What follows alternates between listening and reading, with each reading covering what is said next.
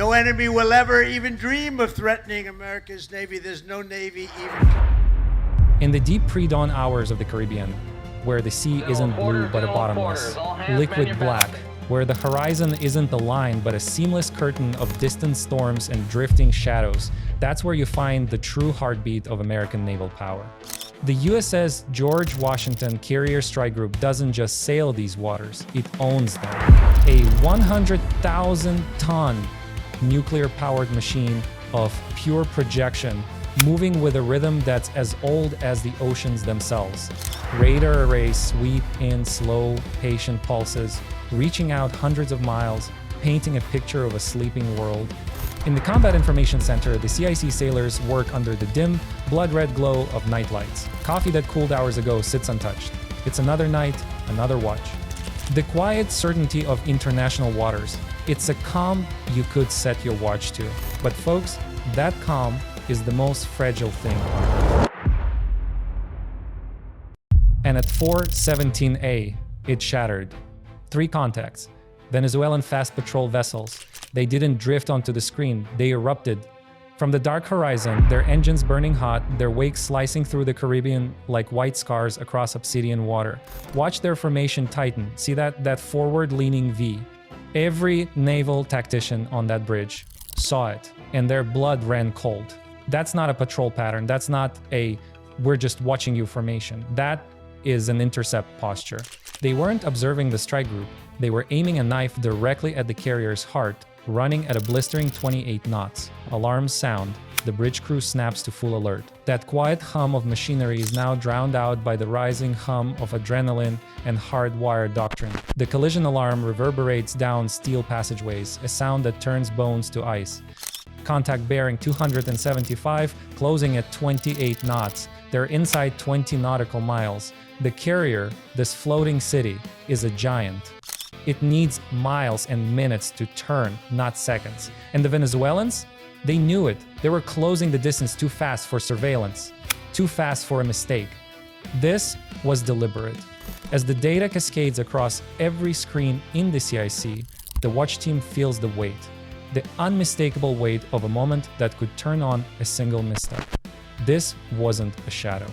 This was the construction of a maritime blockade. A line in the water they believed the United States would not dare cross. But the carrier group held its course. No shift, no hesitation. The message sent across the water was silent but carved from granite. International waters. The air inside the George Washington tightened like a drum.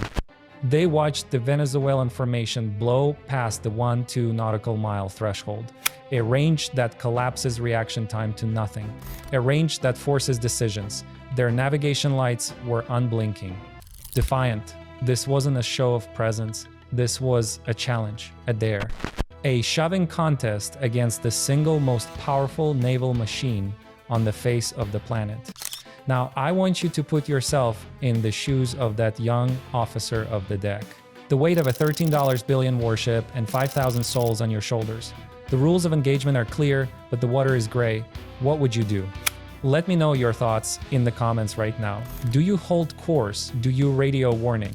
The decision you make in the next 60 seconds could spark an international incident. The clock is ticking, and then the decision point arrives. It doesn't come with a shout, it comes with a whisper of churning water.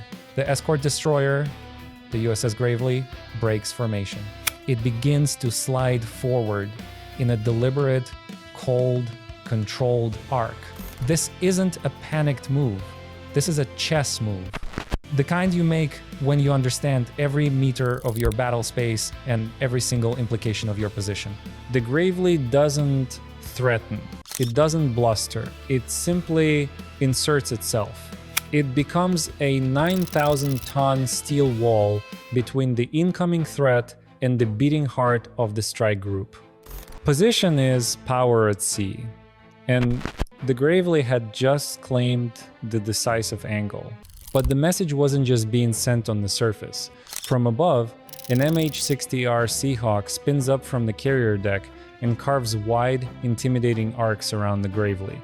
Its presence is unmistakable, a circling sentinel, a message Venezuela couldn't possibly miss.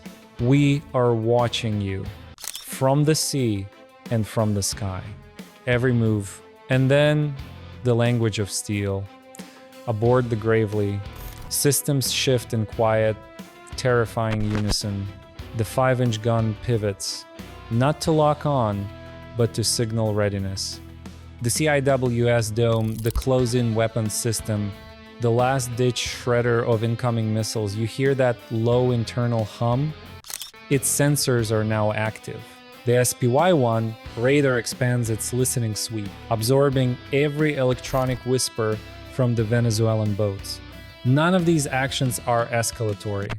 Each one is simply a word in a sentence that translates to "We see you, we are ready, the next move is yours." And the Venezuelans, they press on. Engines still thundering above 20 knots. No sign of slowing. For several minutes, silence rules the sea. No radio messages, no warnings, no negotiation. Just 3 Venezuelan vessels driving into a narrowing funnel of American resolve, with the Gravely occupying the critical path. The tension becomes a physical pressure inside the CIC, the kind that sharpens focus and turns seconds into long, stretched strands of pure, unadulterated anticipation. Then the Gravely breaks the silence. A calm, professional, open-frequency transmission echoes across the water, a reminder of international navigation rights, the lawful course of the carrier strike group. The words are clean, clinical. The response? Not from the radio. From signal flags, Venezuelan maritime flags rising up their masts. Coded signals asserting a political claim to waters they do not own. A sovereignty stunt. A test. A push meant to force the United States to yield even a single degree. But the Americans did not budge. This is the gray zone, people. This is where modern conflicts are born. Not with a bang, but with a test of will. I want you to sound off in the comments what topic do you want our next deep dive to cover. The capabilities of the Arleigh Burke-class destroyer? The science behind stealth narco subs? You tell me. Because understanding this gray zone is understanding the future of warfare. A new tension spreads. Systems aboard the Gravely map, the Venezuelan engine signatures. They're still running hot. That speed means one thing. The Venezuelan commander isn't bluffing. He is still pushing toward the one distance where a single mistake, a helm miscalculation, a rogue wave could spark an international disaster. Inside the George Washington, sailors watch the radar returns tighten. Commands snap quietly across consoles. The air tastes metallic, the way it only does when an encounter teeters on the razor's edge between deterrence and escalation. And then, at just over 4 nautical miles, the pivot point, sensors aboard the Gravely detect a subtle shift, a fractional drop in engine noise. The lead vessel eases its throttle, then the second, then the third. Speed drops from the high 20 to 18 knots. Their aggressive, knife-like wakes soften. Their rigid formation loosens. The geometry of conflict begins to dissolve into something less committed, less sharp, less dangerous. The Venezuelan commander blinked. Their ships drifted east-southeast, sliding away from the carrier's projected bow. No dramatic retreat, no flare-packed turn. Just a gradual, reluctant pullback, wrapped in the pathetic illusion of a routine course adjustment. From above, the Seahawk tracked every centimeter of the maneuver, its cameras transmitting the entire silent surrender back to the Gravely. And the American response? The Gravely held steady. The George Washington cruised forward exactly as before. Same heading, same speed, same discipline, not 1 degree altered. Not 1 inch conceded. Analysts often describe naval confrontations as battles of posture rather than firepower. And on this morning, posture had been everything.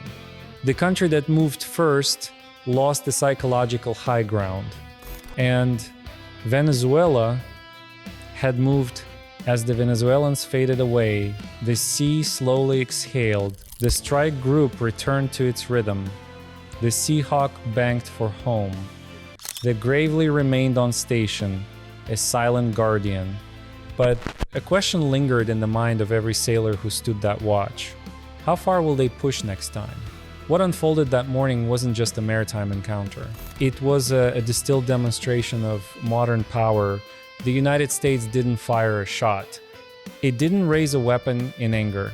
It held the line through sheer, overwhelming presence and unbreakable discipline. Carrier strike groups don't negotiate through panic. They negotiate through posture. And posture had forced a retreat. Dawn spilled across the Caribbean like a slow-rolling fire. On another morning, in another political climate, the push might have gone differently, but not today. Not against a strike group built to operate anywhere on the planet, against any navy, at any hour. Somewhere in the Caribbean tonight, the George Washington sails again. Radar sweeps another horizon. And somewhere in Venezuela, a patrol boat captain remembers the moment his formation faced down a carrier group. He remembers the destroyer sliding into position like a blade.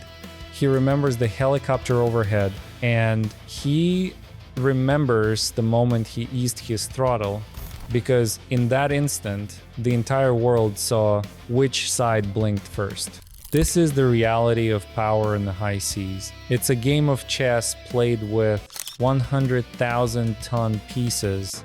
If you want more of these real-world breakdowns, the covered ops, the tech, the confrontations they don't show on the news, you know what to do. Hit that like button, subscribe, and ring the bell for notifications. We rely on you, the community, to guide our content. So let your voice be heard in the comments. Until next time, stay vigilant.